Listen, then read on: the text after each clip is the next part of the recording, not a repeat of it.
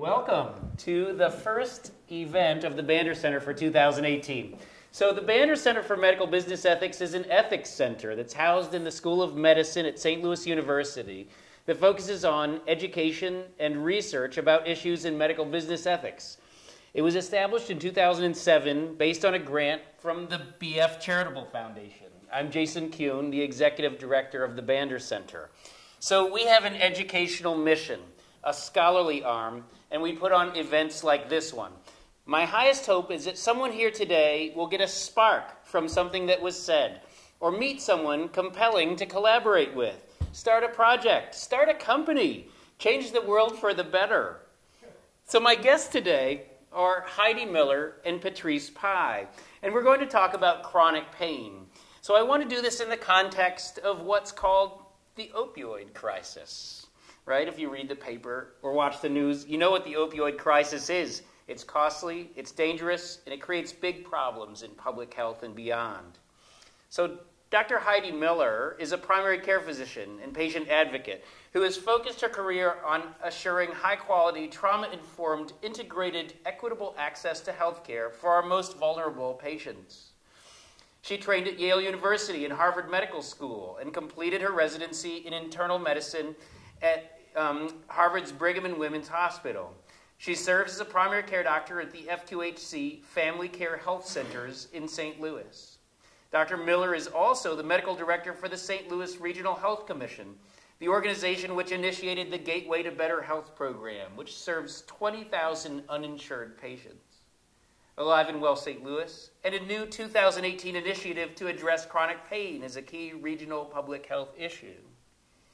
Dr. Miller also provides ongoing consultation for the St. Louis Integrated Health Network, Missouri Primary Care Association, and Siteman Cancer Center's Breast Center Partnership. She was appointed by the Missouri governor to the Oversight Committee for Medicaid, selected for the Missouri Medical Home Collaborative Steering Committee, invited repeatedly to testify to the Missouri House and Senate Committees on Health Policies, and was recently recognized by the St. Louis Business Journal. So, Dr. Patrice Pye is a clinical psychologist who has worked in a primary care setting for over 14 years and currently works as a behavioral health consultant at Family Care Health Center. She earned her Master's of Science and doctoral degrees from St. Louis University, and she served as an officer in the U.S. Air Force for over 7 years and has worked at the St. Louis VA healthcare system also for 7 years. She's worked extensively in the area of interpersonal violence and trauma, as well as in the management of chronic pain. While at the VA, she was awarded 2 grants in the areas of screening for, identifying, and providing treatment for trauma, and the management of chronic pain. She developed a manualized treatment for management of chronic pain, which utilizes a cognitive behavioral therapy approach to address patients' pain experiences. So, Dr. Miller and Dr. Pye, welcome. Patrice, Dr. Pye, can you start us off by just giving us an overview of what you do at the Family Care Health Centers with regard to chronic pain? And if you could give us some idea of like what chronic pain is, what are we even talking about here, and talk about the importance for you of getting good goals and expectations when you treat patients. Okay, great. Thank you. First, I would start off by saying when you think about chronic pain, there's one definition says anywhere that pain that has persisted over 3 months, and another definition looks at over 6 months. So it's persistent pain that has lasted over 3 months, 3 to 6 months, and pain that has persisted beyond what is reasonable in terms of the recovery. So at Family Care, I'm a psychologist, and as I say to patients, you may be wondering what a psychologist is doing talking to you about chronic pain, but it's important that we look at the total health, because I recognize that there's no real separation between the mind and body, and chronic pain is certainly one of those conditions that highlights both areas. One's physical health is impacted by chronic pain, but at the same time one's emotional health and even a social health. So I take a biopsychosocial approach to working with patients. And so I'll talk more about the goals and treatment, because one of the things that we think about, oftentimes patients think So if I have chronic pain, then the goal is to be without pain. And that's a misnomer. Many times, and I think patients sometimes have that expectation and sometimes providers do as well. And so my role is really advocating in there, talking about chronic pain and learning ways to manage it. Because like a chronic condition, it's going to be there, so that there are ways that we can step forward or get back to living with a chronic pain. Great. Thank you for that. I kind of want to see, describe what an experience would be for a patient who comes to see you for chronic pain. Great. Opioids is not the first thing, right? Not from a psychologist. Okay. Okay. So and what do you do? I mean, what is the experience like for patients? Wonderful. Thank you. So a psychologist integrated, as I've been in a primary care setting for the past 14, maybe 15 years now, the idea is looking at, again, one's total health. So as a psychologist, I often keep what I call a broader lens. I take a look back, looking at the intersection of the physical health, mental health, even the social health, what's going on in the environment. That's all those areas are going to impact how our patients are coping with any illness and certainly with chronic pain. And so when a patient is, when I'm first introduced to a patient, I will introduce myself, my role, and talk about the idea of chronic versus acute pain. That's where I start with the education. And spending a lot of time, because I want patients to have realistic expectations, that there's moving away from the idea of a cure, of being without pain. And one of the early steps that we approach or talk about is the idea of accepting the fact that you even have a chronic condition. Because that can be difficult, because many times patients have this idea of what I used to be or what I used to be able to do. And with chronic pain, there's that shift, there's a change, and people often think, well, I can't do those things anymore. And I talk about a way of doing them differently. Yeah, I think this idea of setting expectations and goals, we talked about that on the phone a little bit, is so important to this whole entire talk. Absolutely. So I think we're hopefully going to touch on that a little bit later. Okay, so Dr. Miller, I wondered if you could talk a little bit about your chronic pain initiative and what you do. Introduce us to your goals at the Regional Health Commission or beyond on chronic pain. Talk All right. about that. So first of all, as a primary care doctor, I take care of an incredibly diverse group of patients and have for 15 years. And there is a tremendous prevalence of chronic pain. And oftentimes, as a primary care doctor, I'm reaching for help. And one of the things that we do initially, or in my medical training that I was taught to do, is to ask for an orthopedic referral. And so the St. Louis Regional Health Commission has embraced the needs of the safety network. With the lack of Medicaid expansion, the Regional Health Commission was able to provide a coverage program for uninsured patients. It's called Gateway to Better Health. So anyone in St. Louis City or County, 18 to 65 under the federal poverty level, can be eligible for Gateway to Better Health at one of our community health centers. Provides primary care and specialty care as well as diagnostic testing. And the goal is to really proactively take care of our patients and prevent illness. And the Regional Health Commission tracks their data meticulously, and we noticed that there were many, many requests for orthopedic referrals. And then we started to get feedback that the orthopedic referrals were letting us know that not all the patients had orthopedic surgical repair problems, and we tried to look into it. So the St. Louis Regional Health Commission spent a year looking at this and realized a number of issues related to those high volume of orthopedic requests.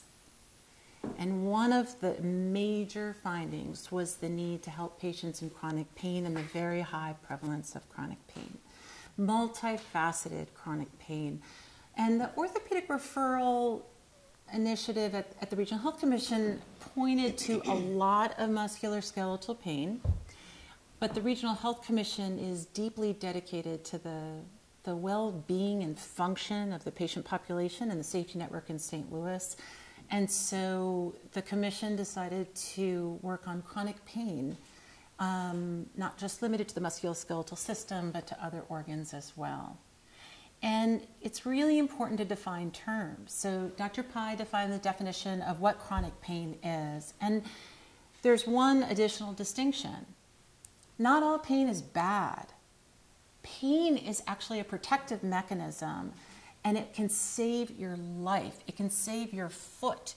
If you have an acute injury and you are in agonizing pain, that pain will lead you towards seeking medical health care, which may save your life. If you have a gallbladder that is inflamed and about to explode, if you have an appendix that is inflamed and infected and about to explode, that pain mechanism is an incredible defense. It is wonderful, and our survival depends on it. That is adaptive pain. So what we're talking about is maladaptive pain. So pain should be a signal.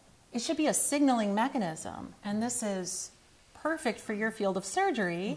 Pain means that there's an emergency there, and there may be a surgical solution. Let's find the etiology of the pain and fix it. And that is exactly how I was trained to treat all pain. However, chronic pain is maladaptive pain. It is a painful, suffering signal that indicates nothing other than sheer suffering. And as Dr. Pye mentioned, once it reaches 3 months or 6 months, we call it chronic pain. And chronic pain in itself, the Regional Health Commission has acknowledged and is trying to understand as a public health issue. It is a disease unto itself. Great. Thanks for that. I want to talk business a little bit. Okay. Like this is, Banner Center for Medical Business Ethics, right? So let's do it. We talked about this thing, pain's often treated in series, right? We're talking about circuits, like in physics, right? You have pain management in series versus pain management in parallel, right? The one in series relies on this notion that there's a cure. We can cure your chronic pain, right? So all these stakeholders sort of profit one by one. I know you're able to articulate that a little better. Do either of you want to talk about that issue and kind of, is that prominent? Is that prevalent? Is that a thing? So do you mind if I start? And then I need your expertise. Okay.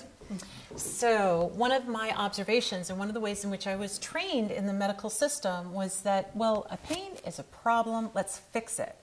As if pain and chronic pain, as if it's just a nail and we need to find a hammer and we need to nail it down. But with chronic pain, what I wasn't trained in was this concept that it's totally different than acute pain. Acute adaptive pain, you find the etiology, you fix it, done. And if you got it wrong the first time, then if it wasn't the appendix, then it's the gallbladder, then you fix that. So you try one thing and then another thing. Chronic pain, however, is very different, but the healthcare industry has tended to approach it with one potential cure at a time.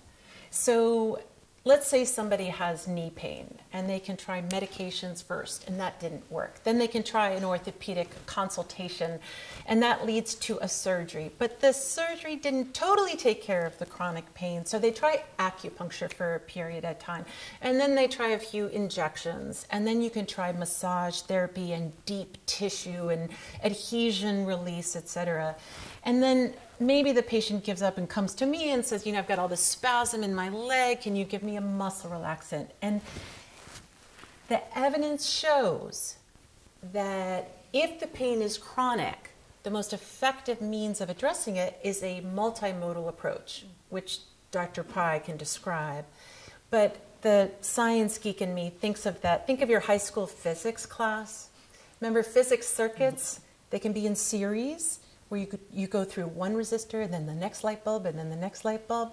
But actually it turns out that it's much more efficient if the light bulbs are in parallel with each other.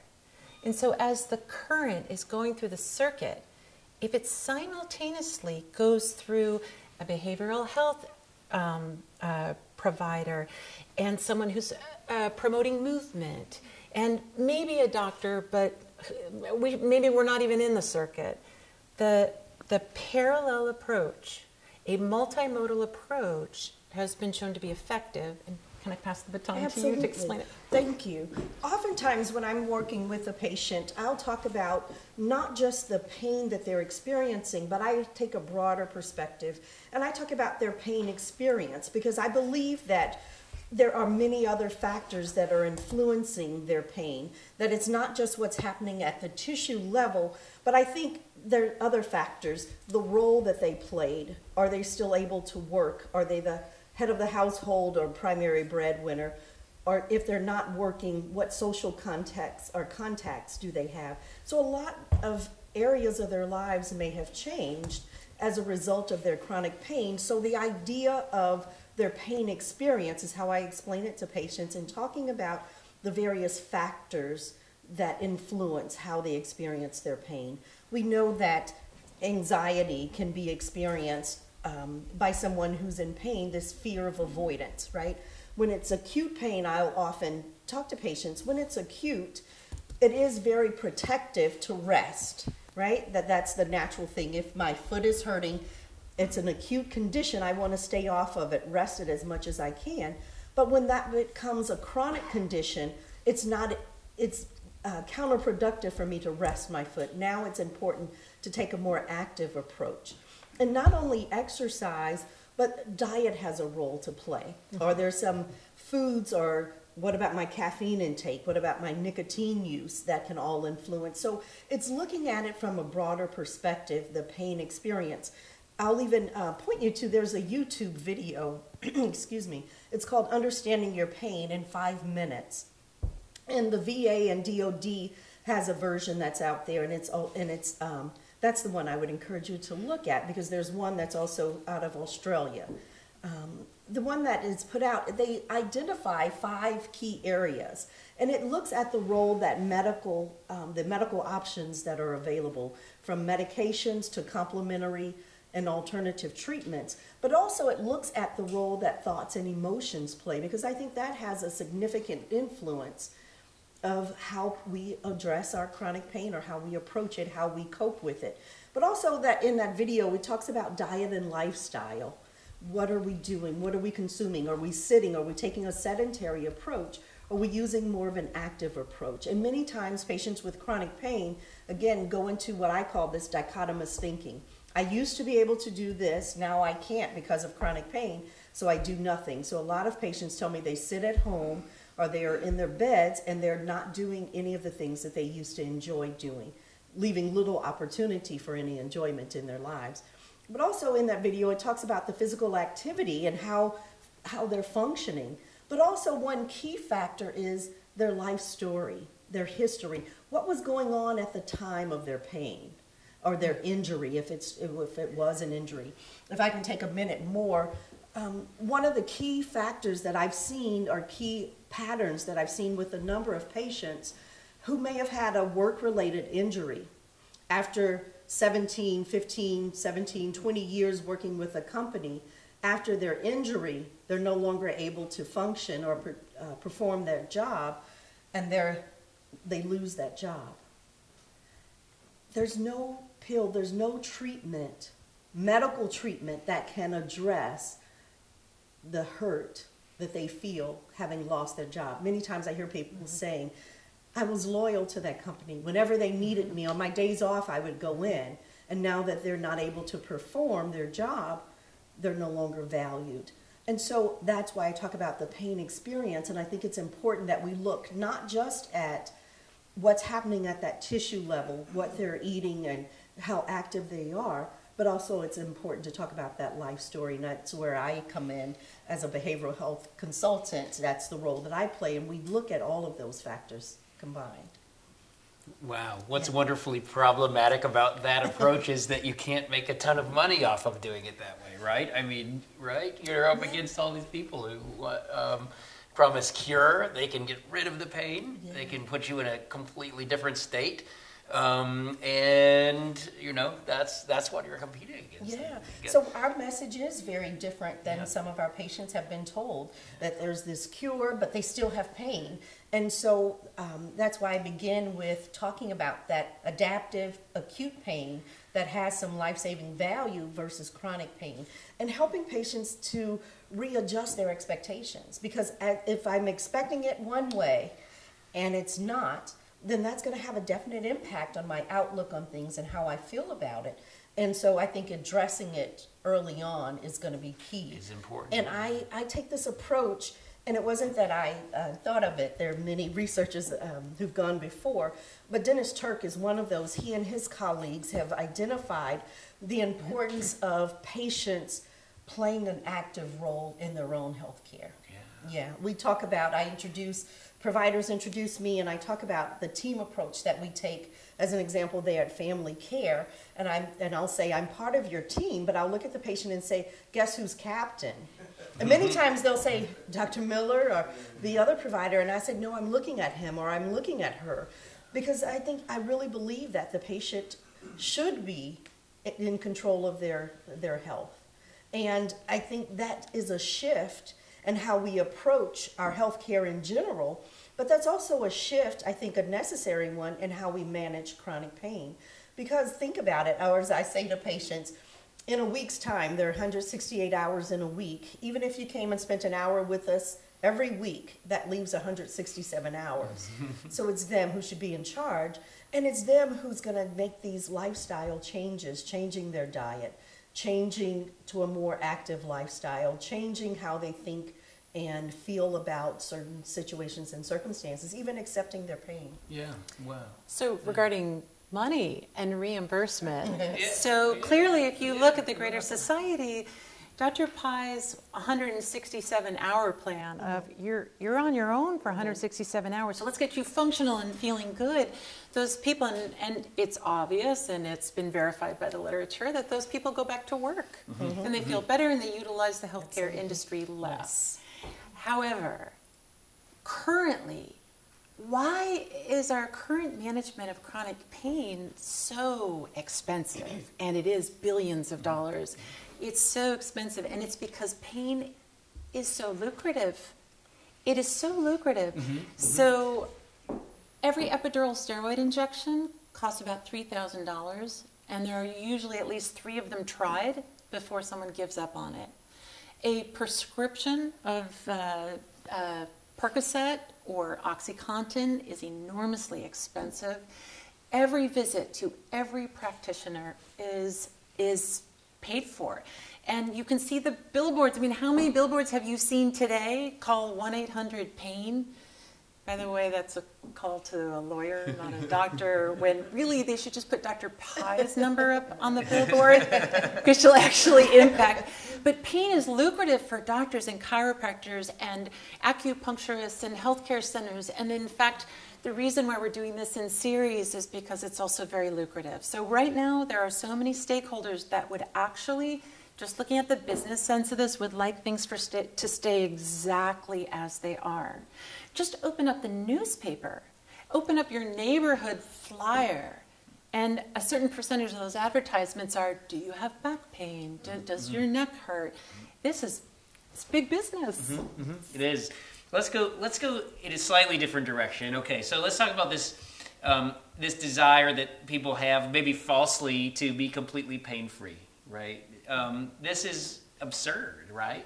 We talked about, not all pain is bad, right? Maybe there's this universal human condition.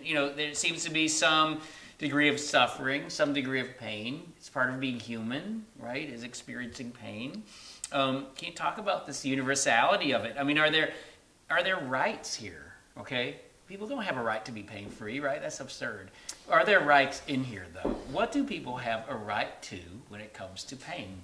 So again, for providers as much as for the general public and for patient population, there has to be a distinction between active pain and chronic pain.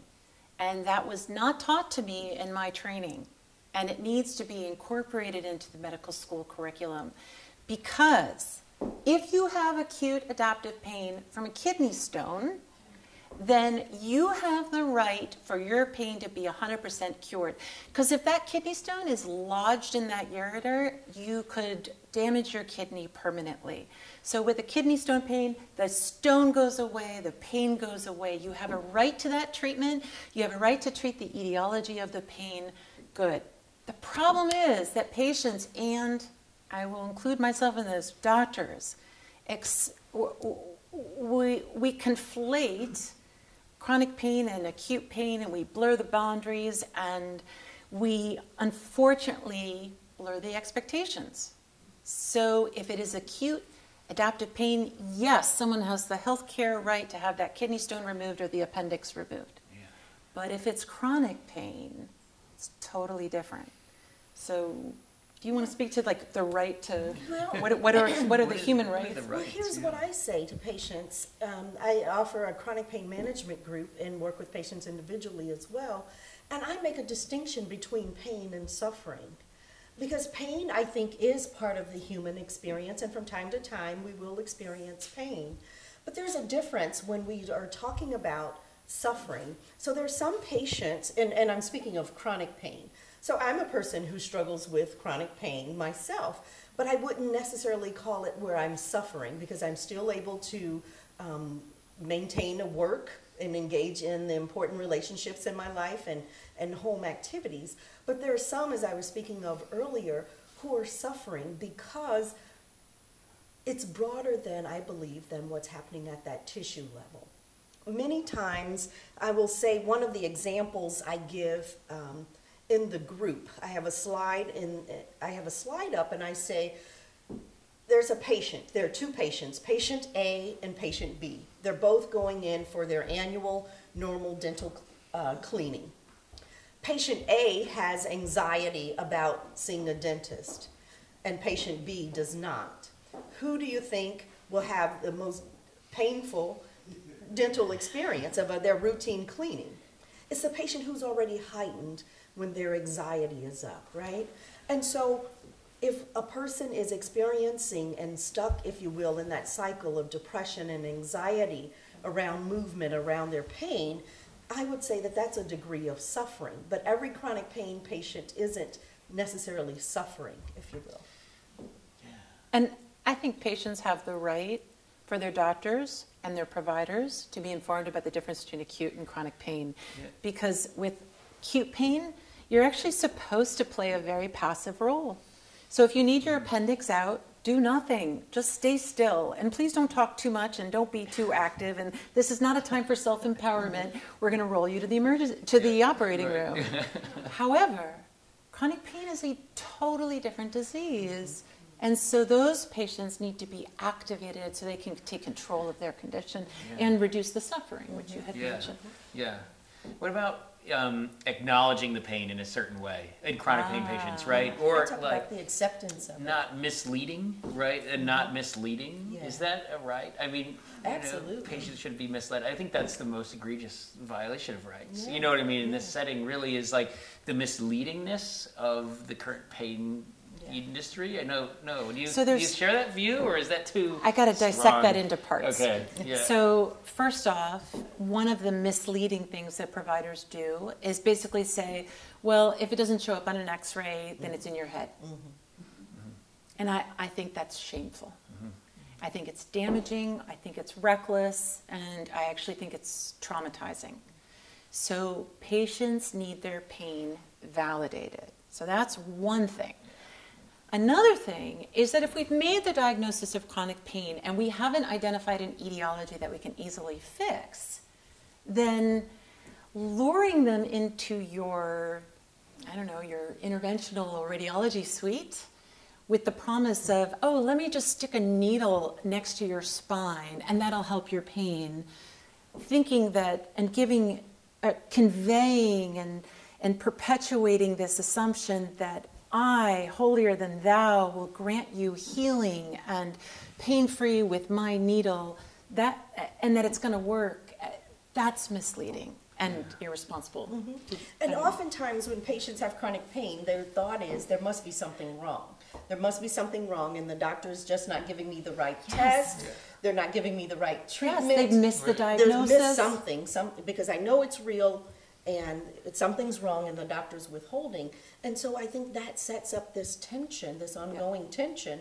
And I appreciate how you say with the medical training, it's the idea that we can alleviate and let's get in there and fix it. And with chronic pain, it says, like any other chronic condition like diabetes, that you'll have it, but it's a matter of managing it. We wouldn't dare tell a patient with diabetes, just take your pill, just take your insulin, and make no other changes in your life. And I think providers not only will give that sense of withholding, but a sense of abandonment.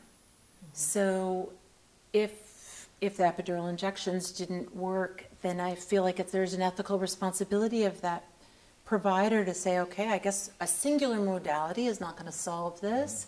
Here's what we can do next. Great, good. Okay, how about this? So, I'll commonly say the Bander Center eschews dualism, right? Dualities, we hate that. There's no such thing, right, of black and white, off and on, and we want richness, we want discussion and dialogue. There are so many dualities in this discussion so far, right? I think I can think of, was talking about the duality of physical and mental, right? That's a theme, right? I mean, there's the duality of the provider-patient dyad, right? The provider and the patient. Those dualities. I mean, are you seeing there these dualities? Are there more dualities in here? I mean, is there more black and white thinking in this? Can you link those two together? If you don't have a response to that, it's a weird question. No, but there's can you take that one? Go with that. I don't know. Is that there's something? a duality of trying to manage pain and treat pain with enormous risk present. Or one of the things that I loved asking Dr. Pye is, like, what pisses you off that providers do?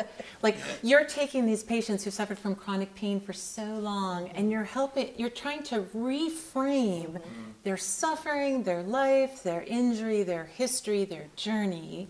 What is it that the doctors said to them that perpetuated this being stuck in not being able to cope with chronic pain? Yeah. So one of them is the idea of treating chronic pain as if it's acute pain. So the idea of continuing to prescribe opioids. That's one of them, right? And so the patient is oftentimes there have been some patients who say, you don't prescribe a pill, so what are you going to do to help me if you're not doing anything? And I try to talk to them about there's some other ways in looking at it from this biopsychosocial approach, looking at taking this broader perspective, and sometimes patients aren't up for it because they've have received treatment in this medical model that says there's a pill for this, there's a cure, that I should get to an end point where I don't have pain.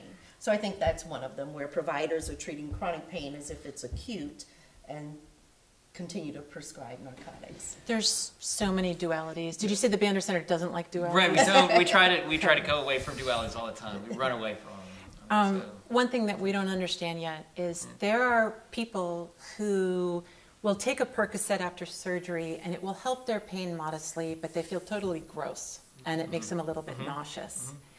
And there is another population of people who will take a Percocet and genuinely, initially, feel a sense of euphoria. It is a distinctly different experience. It's like giving a non-diabetic insulin and giving a diabetic insulin. I don't know what other analogy there is, but it's only with the continuity and the trust of some of my patients, where I had a couple patients where I had a narcotic contract and there were some inconsistencies with the narcotic contract, and we ended up having to wean them off of the Percocet for one reason or another. And I had two patients tell me after we did the taper, it wasn't really helping me anyway, but I mean, it helped me relax. I've had patients that say, oh, I'm not worried about the knee surgery because like at least I can get some time off of work and a couple of Percocet. And I think because of that duality, we don't know who is going to feel that euphoria with the first tablet after they have their tooth pulled. And so, as you said, not only prescribing opioids to try to help and to try to promise, well, this is going to help, even though it doesn't help with chronic pain, but to not even know who could like ruin their life based on that experience and who would never ruin their life based on that experience. Yeah, this is immediate for me. I mean, my clinical practice is Oh, surgery, right, and I've right. identified that. You know, what you're saying is totally true. So how do you see How do you pick them? How do you know who's going to be what in advance? You can't know, but... We don't know. I mean, is there research going in that direction? Does the So- NIH, you know what I mean, fund this study? No, I think, right? I mean, I there's think there nobody- is, but what we need to recognize is what we know and what we don't know.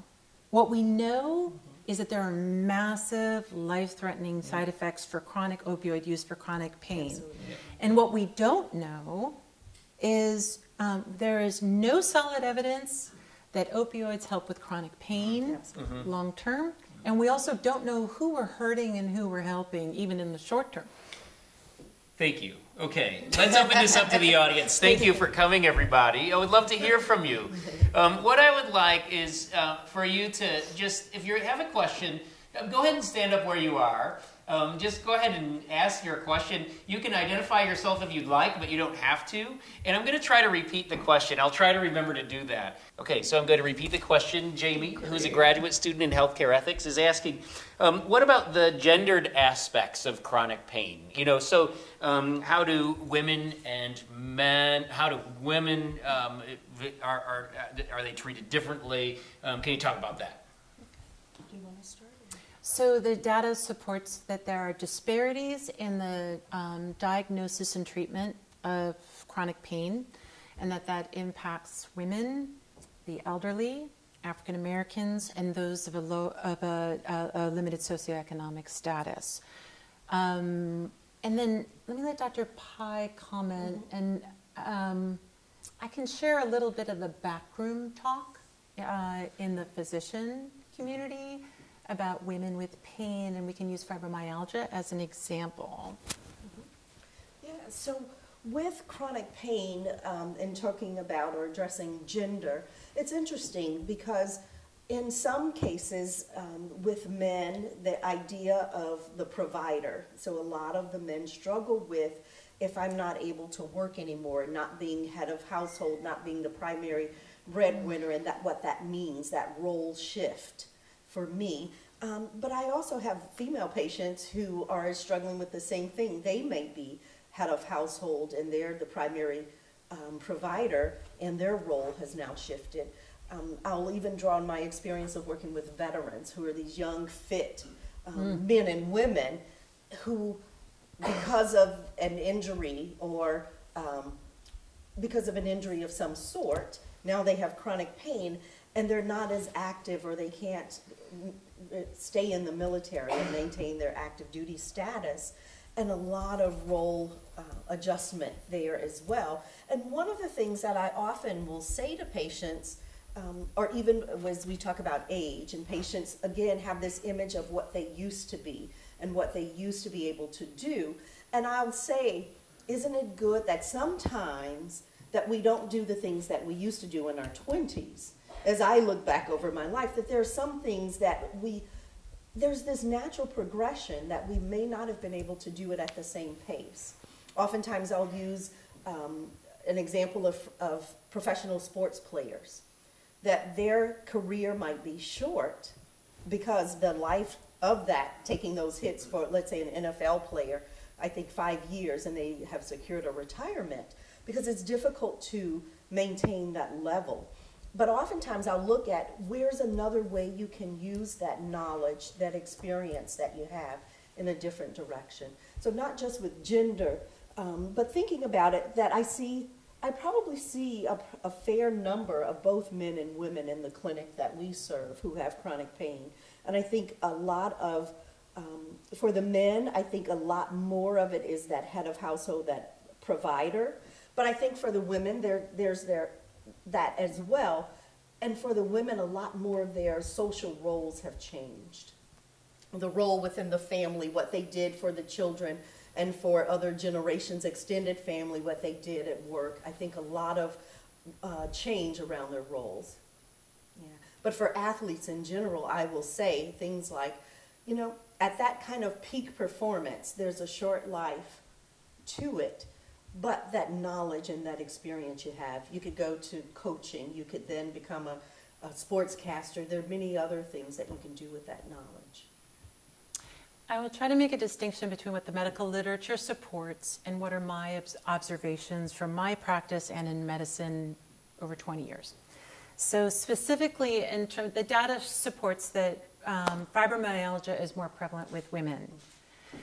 Fibromyalgia is a disease that is distinguishable, and we don't understand 2% of it. I mean, I've had a number of patients with fibromyalgia, and it is a horrible form of suffering. It's incredible. I can't even do the blood pressure with someone wincing in pain because that hurts. And it's not voluntary, and it's not hysterical, and it's not, oh, she's crazy or whatever. But fibromyalgia is like a quintessential example because it's more common in women, and we are not smart enough to be able to come up with a definitive way to diagnose it. There is not a blood test for it. There is not an X-ray for it. So it's the same concept of like, there's just this, I have to confess, there's a really unforgivable and trauma-uninformed history of arrogance in medicine. If we don't see it in the laboratory workup, if it doesn't light up like lupus lights up on a laboratory panel, well, then it must be in her head. And we call these patients challenging, like these challenging patients, when in fact, it's not the patient that's challenging. We're the ones that are challenging. This topic is challenging, and science hasn't solved that yet. But I really like that now I just want to share a couple stories from my panel, because the greatest lesson that I've learned from my patients is all the different displays of strength. And I have to tell you, I have more female patients than I can count who are limping at work. So many who are limping at work, and they just move on because they are taking care of the kids and they're taking care of something else, and the pain is not as important as paying the bills and picking up their kid from school. I had a lady that's been limping, and I'm the one who caught the limping. She walked out, I said, "Why are you limping?" And then she came back the next bit. I said, "You need to come back. I will help you with that, with the pain. Let's figure out what's going on." She said, "Dr. Miller, all I need you to do, I'm getting married in 2 months and I'm walking down the aisle in high heels. If you can do that, then I'll be successful." And that ties in with all the functional improvements that I've learned from Dr. Pye and her expertise. I have had so many patients limping at work. We even have, I have a patient of mine who limped on a meniscal knee tear for 3 years. And her daughter was the first one in the family to go to college, and all expenses were not going to go to pay for extra insurance. Everything went for her daughter to go to college. Eventually, Obamacare passed. She got through the Affordable Care Act, she got insurance, and she had her knee surgery 3 years later, and she's still in pain and limping because it was too late. That was a very long answer. I'm sure there's other questions. That's a great answer. Jamie, do you have a follow-on question from that response? It's supposed to be discussion. If you don't, that's okay. Good. I don't want to put you on the spot. No, noted. Okay. Noted. Great. Yeah. Maybe follow up, like, it seems like the body of the chronic pain patient is a challenge to the medical system, right? They break open the ideas of what's normal and what's acceptable. Yeah. So how do we change that? Is it just through training? Is it through better education? What do we do? So you are identifying an ugly pattern of blaming. You know, a doctor can go through 7, 8 years or 12 years of training, in Dr. Kuhn's case, all those years of training, and telling themselves that they're doing all this self-sacrifice and that they learned all these tools. And when the tools don't work, it's very frustrating. And so doctors are humans, perhaps even insecure, and we blame patients. We blame patients. So one of the things that the Regional Health Commission is trying to do with the Chronic Pain Initiative is a communications plan. Education for the public as well as for providers to make that distinction, and for us to be really trauma-informed in the way that we try to help our patients. Can I take a first step? Absolutely. All right. Can you just say the question real quick that you're answering? Okay, so you asked about 3 questions. So multidisciplinary approaches to chronic pain management did exist before, and then it is less so. So what says that, who says that we can bring it back? Everything comes down to a payment mechanism. So if we're doing fee-for-service, and if the reimbursement rates set by the committee in the CMS for epidural steroid injections and for doing MRIs, if that is extremely lucrative and it makes lots of money, then patients will be referred in that direction. However, there is momentum from the Affordable Care Act to focus on quality and to focus on outcomes and a need to do functional assessment. That was the first part of your question. Anything else that you? No, I think in the second one, Okay. second part of the question or third part. So in terms of the team, all right, team-based care. This is super important, very effective, and requires a tremendous amount of training and cultural change. In addition, there needs to be a democratization of the team members and a recognition of who holds the expertise. So first of all, the patient holds the greatest expertise on their pain. Absolutely. And that the hierarchy of the doctor on top giving orders to the nurse and pulling in the social worker and telling her what to do, that is outdated, and it is ineffective. And it, fortunately, in our current model right now, there's no disagreements in the team. I desperately need help. I have 15 minutes per patient, and the patient with chronic pain also has diabetes and hypothyroidism and a new breast mass. And I've learned a lot about chronic pain through this chronic pain initiative with the Regional Health Commission, and most of that has been in self-study. It has not been part of my formal medical training. So I need Dr. Pye, and I need a physical therapist. So it is desperation that is pulling me toward the team.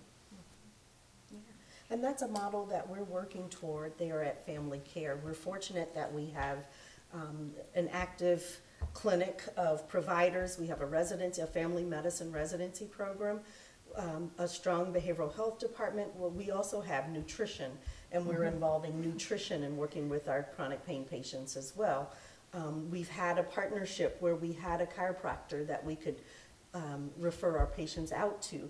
But one thing that we're working on is trying to bring chiropractic service and physical therapy into our location as well, to offer all of that to patients, and that all of the providers will have a monthly meeting, as well as opportunity for education, both for the patients and for providers, on various topics as it pertains to the management of chronic pain.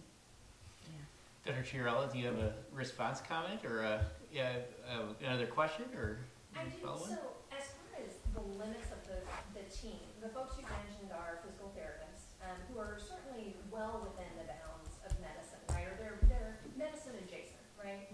And then chiropractors, who I think are also a little bit more standard. I'm curious about how far you envision the team going. Have you thought about including acupuncturists, rolfers, yoga therapists, that kind of breadth? And I'm also curious because, I sat recently with a group of family medicine, family practitioners, and a chiropractor came to speak, and they were asking him some of the most basic questions. They had no idea what a chiropractor did. And I was like, That is correct. How do you not know that? And when I think about how many physicians I know who are dismissive of that kind of care, that lack of knowledge is really stands out to me. And so I'm curious about how you think about that, the boundaries of the team, especially given that many members of the team that I just mentioned would not be covered by insurance. Absolutely. You want to address scope? Dr. Pye, the team is essential and broad and whatever works and whatever the patient needs, and Dr. Pye can give you a broad and beautiful list of who's on that team, including the family that is involved. again, it goes back to this. We have this medical model of like you try the doctor first, and if that doesn't work, then you go to the chiropractor. Then you try the acupuncturist. When the only reason why I know what a chiropractor can do, because there was a lot of stigma and arrogance against it in my training, in the culture of my training and my revered professors. And yet, I know that a chiropractor can treat lower back pain better than I can, because I went to a chiropractor for back pain. Do I think, and the point is, it's not one or the other. It's not you go to the chiropractor and you have your sinusitis and your cancer and your back pain treated, or you go to your doctor and I poison you with Percocet and muscle relaxants for your back pain.